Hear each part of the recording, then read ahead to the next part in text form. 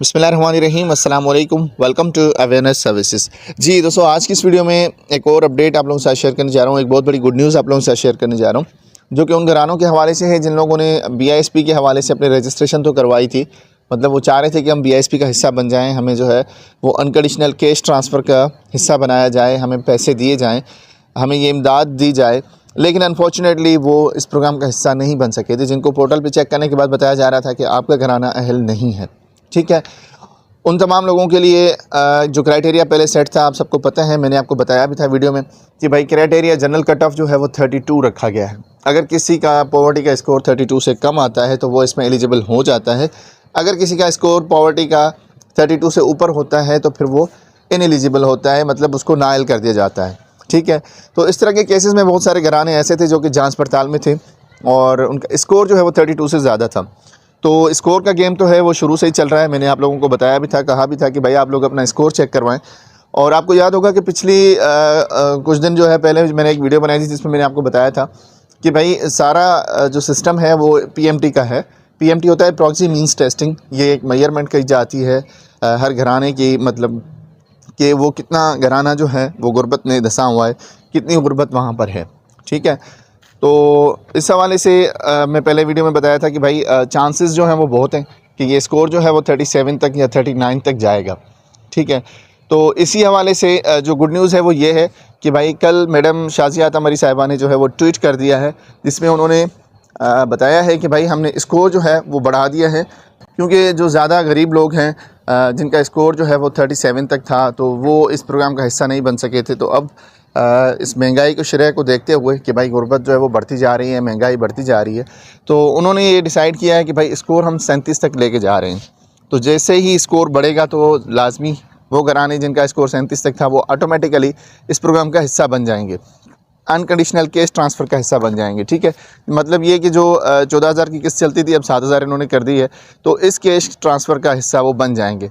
Unconditional का होता है मतलब कोई शर्त नहीं होती उसमें, जैसे वसीले तालीम प्रोग्राम है उसमें शराइत हैं, नशोनुमा प्रोग्राम है उसमें भी शराइत हैं कि भाई बेनिफिशरी जो है वो बच्चे की ट्रीटमेंट मुसलसल करवाती रहेंगी तो उनको पैसे ट्रांसफ़र होंगे।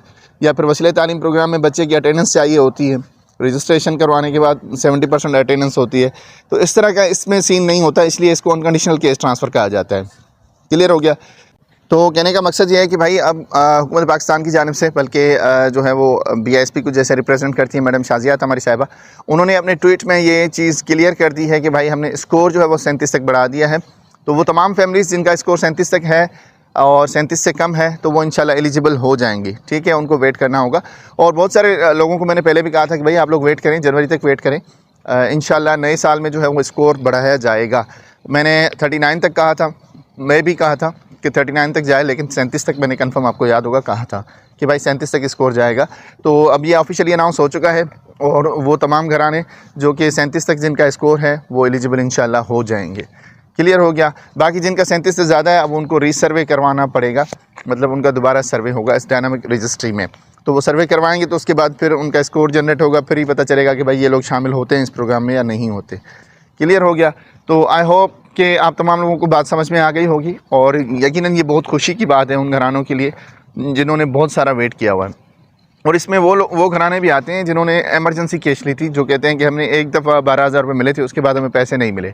तो अगर उनको 12,000 मिल चुके हैं और उन पे अदर कोई जो है वो ऑब्जेक्शन नहीं है, मतलब कोई दूसरा ऑब्जेक्शन नहीं है, जैसे इन्होंने रखा था कि भाई हाई इनकम वाला है या कोई और ऑब्जेक्शन इन पे नहीं है, तो इंशाल्लाह वो क्लियर हो जाएंगे और उनका अकाउंट ओपन हो जाएगा और उनको इस कैश प्रोग्राम का हिस्सा बनाया जाएगा।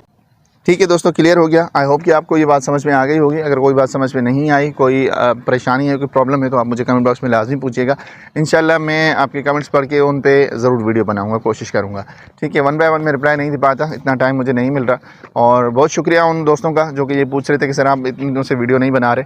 तो भाई ऐसी कोई अपडेट खासी थी भी नहीं और मेरे पास टाइम भी इतना नहीं था, मतलब आपके क्वेश्चंस तो बहुत थे, मैं उनका जवाब नहीं दे पा रहा था। अगर चाहता तो वो वीडियो में दे सकता था, लेकिन मेरे पास टाइम की शॉर्टेज थी।